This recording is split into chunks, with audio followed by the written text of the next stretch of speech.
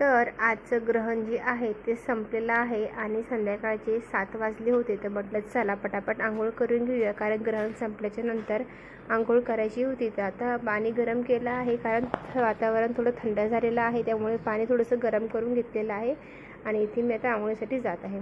आंघोळ वगैरे छान झाली. आता म्हटलं चला पटापट स्वयंपाकाला सुरुवात करूया.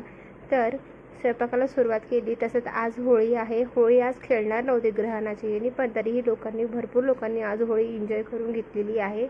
इकडे माझं किचनचा हाल, एक दिवस जर का आपण काम केलं नाही तर किती मोठा किचनचा राडा दिसतो, तर हे बघायला मिळालं मला आज. किचन सगळं आवरून घेतलं आणि मग त्याच्यानंतर म्हटलं चला चहा घेऊया. तर मी 1 कप चहा माझ्या स्वतःसाठी बनवला आणि चहा घेतला.